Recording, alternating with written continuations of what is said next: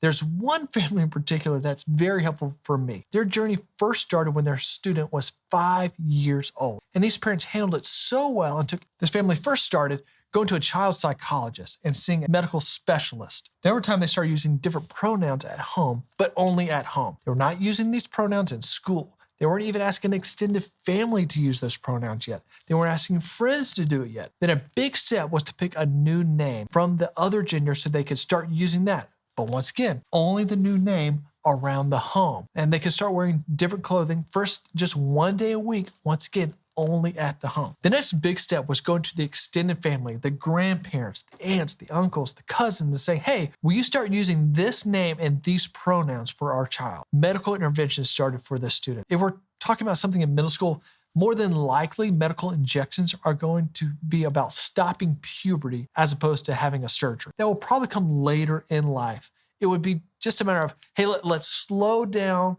or stop puberty from even starting for this child. Now, at this point, the next big thing that's going to happen is them starting to ask the public to start using a different set of pronouns and a different name. They finally go to the school system, ask them to start using those different pronouns. And what eventually happened was the school system, the family, the extended family, were all using different name and pronouns for this child, but their local church would not do it. Their local church said, nah, because we've known him since he was a little boy, we're not going to start saying her. So not here, not at our church. We've known you too long to be able to do that. And so everywhere this child went in life, they were saying you were one thing, but only at church, they had to pretend to be something else. And they had to leave that church. And they finally came here, started to talk to our care ministry staff, and we realized, oh my goodness, we cannot be the last place a student feels comfortable. That's the opposite of our goal for church, is to be the last place you feel comfortable talking about anything. But we've got to understand, it's a really, really long journey for these families. I mean, it's years and years and years and years and years to make this change. In fact, it's very difficult surgeries to go through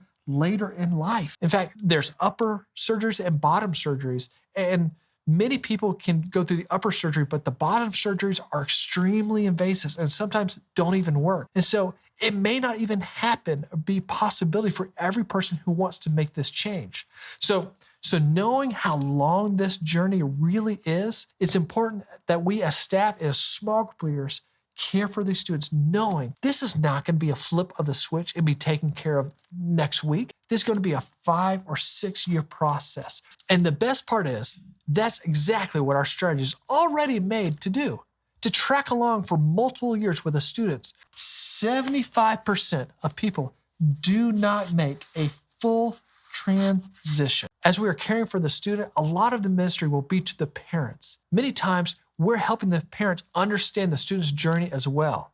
Many times, the parents don't know what to do. It was a big deal for them to walk into a church with their child and hope someone was going to love them. In fact, just the other day, a student that we walked with from middle school through high school on their change, and we did the whole thing, the pronouns and choosing a different name, and there was a ceremony, and they started doing hormone shots, and they're off to college. Well, they're freshmen in college, and they just reached back out to us to say, hey, now that I'm a freshman in college, I realized that wasn't true about me, but I'm going to go back to my old name and my old pronouns. And we're like, okay, well, I'm glad you have a better understanding of who you really are. And I'm so thankful that this student's small group leaders didn't draw a hard line in the sand somewhere and say, nah, not here. We used to know you when, but we walked alongside the student and his family because we had no idea where their journey is going to go. This